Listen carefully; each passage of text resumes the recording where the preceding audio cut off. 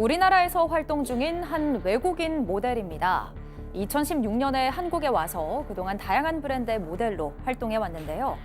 지난해 여름 한 카드사의 광고를 찍다가 현장에서 불의의 사고를 당했습니다. 사고 이후 2번의 수술을 받았지만 1년 넘게 일상을 회복하지 못하고 있다고 하는데요. 그동안 무슨 일이 있었던 걸까요? 예, 지난해 7월 광고 촬영 현장에서 좀 안타까운 사고를 당해서 지금까지 이 고통의 시간을 보내고 있다는 분의 제보입니다. 자, 교수님 좀 설명 좀 해주시죠. 네, 지난 2016년에 한국에 온 외국인 모델입니다.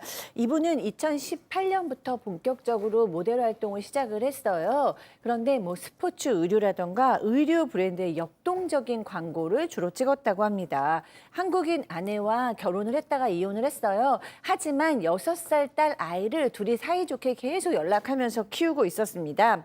지난해 7월에 한 카드사의 광고를 찍으러 갔어요. 근데 거기서 예상 못한 큰 사고를 당하게 돼서 지금 1년 넘도록 너무 힘든 시간을 보내고 있는데요.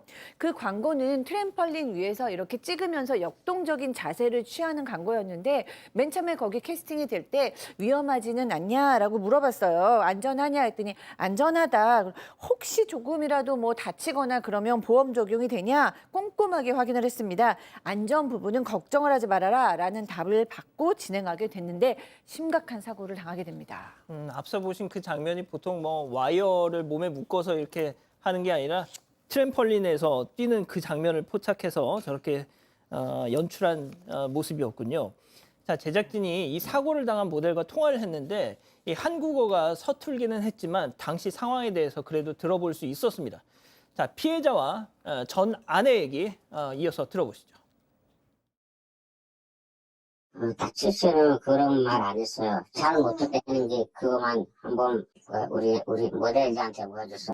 연습은 안 했어요. 근데 내가 다치면서 나 병원 갔어요. 그 사람 일했어요. 10분, 20분 정도 찍었는데 그냥 나 나온지는 그거 안 나왔어요. 그거 잘랐어요. 다쳤고 지금 조금 숨이 쉬기 힘들고 내가 너무 고통스러우니까 좀 도와달라고 전화를 받았습니다. 그래서 응급조치를 하고 이 사람이 살 수 있게 해달라고 제가 이제 그렇게 요청을 했고 목이 부러지고 이제 탈골되는 증상이었기 때문에 이제 응급수술을 해야 되는 상황이라고 하셨고 이게 천운으로 살았고 진짜 이게 목숨에 위협이 있을 만큼 굉장히 위험한 사고였다라고 얘기하셨고 이건 정말 큰 사고였네요. 그렇습니다. 상당히 큰 피해를 입었고 정말 수술까지 2번이나 받게 됐는데요. 당시 이 피해자에 따르면 광고 촬영 당시에 3명의 외국인 모델이 있었습니다. 그런데 현장에 도착했더니 관계자가 한 번 시범을 보여주고요. 곧바로 그 동작을 따라하는 방식으로 촬영이 진행됐습니다. 그런데 촬영 시작하고 10분쯤 지났을 때 얼굴이 바닥 쪽으로 향하는 그런 동작을 하다가 사고가 생긴 거예요. 머리를 바닥에 부딪히면서 크게 다쳤고 병원으로 실려갔는데요. 당시에 트램펄린 옆에는 얇은 매트만 깔려 있었고 다른 안전장치는 없는 상황이었습니다. 병원에 갔는데요. 진단을 받아보니 목이 부러진 상태였습니다. 그래서 바로 이거 큰 병원 가야 된다. 대학병원으로 가서 응급수술을 받게 됐는데요. 목이 부러지고 탈골까지 이루어진 상태였습니다. 그리고 또 처음에는 수술 한 번이면 될 거라고 생각했습니다만 그렇지가 않았어요. 목 앞쪽, 뒤쪽 다 수술을 해야 되기 때문에 1차 수술을 받고 4일 뒤에 2번째, 2차 수술까지 받아야 했습니다. 박 변호사님, 이게 지난해 7월 사고니까 지금은 어떻습니까? 지금도 좋지가 않습니다. 천운으로 목숨을 구했지만 지금 평생 사고로 후유증을 안고 살아야 됩니다. 목 앞뒤로 10cm 흉터가 지금 나와 있기 때문에 자기가 하던 모델 일도 지금 못하는 상황이고요. 이미 잡아놓은 모델 약속도 대부분 다 취소를 했습니다. 지금 보면 치료를 지금 2번을 받았는데요. 보면 1차 때는 전방 경추 유압 수술, 2차 때는 경추 4, 5, 6번, 목 6번, 5번, 6번 후방 고정술해서 이게 지금 수술비 자체가 한 1,800 나왔고요. 후유장애 진단을 받았는데 지금도 지금 오래 앉아 있으면 통증이 많고 기본적인 일상생활도 지금 없는 상황이 못하는 상황이고요. 신경 문제가 사실은 목에 아주 신경들이 많지 않습니까? 차후에 일어날 수 있기 때문에 지금은 좀 나을 수도 있지만 나중에 또 문제가 생길 수 있기 때문에 재수술 가능성도 있다고 합니다. 그러니까 쉽게 말해서 영구 장애를 얻게 된 겁니다. 자, 그런데 피해자를 더 힘들게 만든 건 사고 이후 이 관련 업체들의 태도였다고 하는데요. 체크포인트 짚어보죠.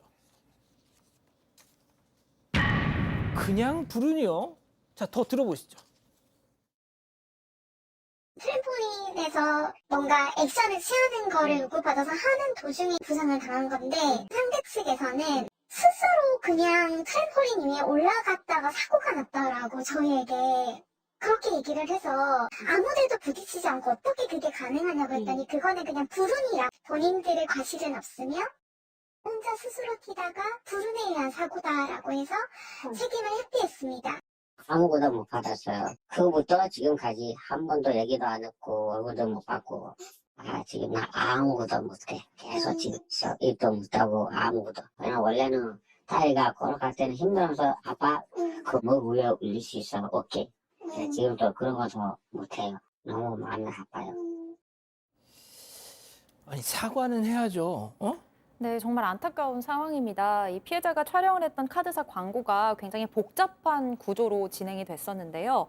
그러니까 카드사가 대행사를 통해서 제작사에 외주를 줬고요. 이 피해자를 섭외한 건 또 모델 에이전시였습니다. 그러니까 이렇게 복잡한 구조 속에서 사고 이후에 어느 곳도 제대로 된 책임을 지지 않는 상황인 건데요.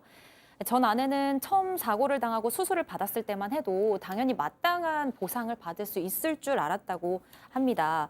그런데 이렇게 모두 책임을 회피하고 있다고 하소연했습니다. 촬영 현장을 담당했던 제작사 측에서는 피해자가 스스로 트램펄린에 올라갔다가 사고가 났다면서 이 사고가 그냥 불운이었다 이렇게 말했고 모델 에이전시 측에서는 보상금을 제시를 하긴 했습니다. 지금까지 나온 몇 천만 원의 병원비랑은 별개로 앞으로의 후유 장애에 대한 보상금 3천만 원을 제시했는데요. 그마저도 영세한 업체니까 300만 원을 깎아달라 이런 식으로 대처를 했고요. 이 피해자 측은 한 사람의 인생이 망가졌는데 처음 제시한 보상금을 깎아달라는 말까지 듣고 제안을 거절했습니다. 결국 수술비와 치료비 모두 피해자 측에서 오롯이 부담을 해야 했습니다. 지금 뭐 모델 일도 못 하고 있다고 하면은 생계도 좀 많이 어려울 것 같은데 말이죠. 그럼요. 지금 뭐 양육비를 그동안은 모델 일을 하면서 지급을 해왔는데 지금은 당연히 몸을 쓰는 거를 할 수가 없으니까 양육비도 지금 낼 수가 없고요. 게다가 거액의 병원비가 들었습니다. 그래서 병원비도 사실은 내기가 어려워서 조기 퇴원을 했대요. 저 몸이 지금 저 상태인데 조기 퇴원을 했으면 얼마나 목인데요. 얼마나 안 좋았겠습니까? 지금 1년 동안 뭐 아무런 수입이 없다라고 합니다. 다른 일을 해보려고 노력을 했지만 무거운 건 들 수도 없고 오래 앉아 있을 수도 없고 너무 안타까운 거는 이제 이 아이를 막 목마 태워주고 이런 좋은 아빠였는데 그런 거는 지금 뭐 생각도 할 수가 없는 상황이에요. 그렇게 아프고 고통스러운 와중에 또 그 광고는 계속 널리 퍼지고 있잖아요. 이게 너무 안타깝고 참담하다고 얘기를 했고요. 저는 이게 그냥 불운이다. 혼자 스스로 뛰다가 저랬다라는 게 도저히 이해가 안 되거든요.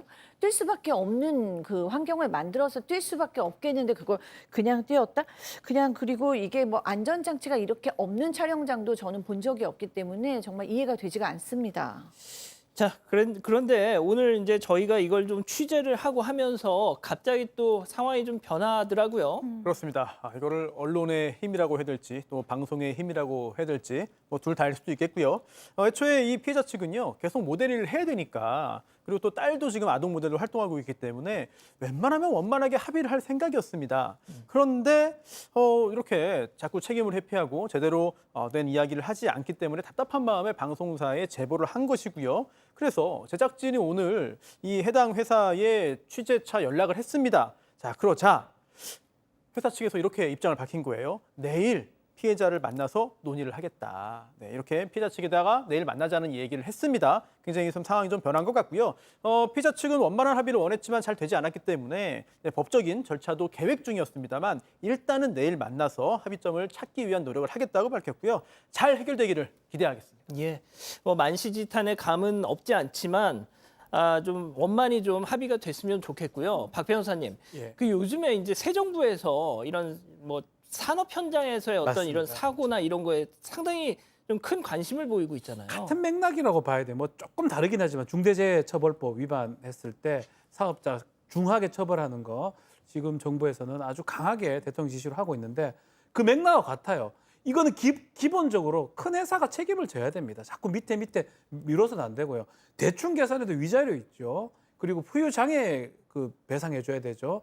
그리고 모델을 못하는 것까지 배상 금액이 어마어마한데 이거를 3천만 원에 하고 그거를 밑에 에이전스나 거기에 다 미룬다는 게 말이 안 되는 거거든요. 그래서 그거는 어떻게 처리될지 좀 봐야 될 것 같습니다. 예, 아무튼 좀 내일 좋은 소식이 들렸으면 합니다.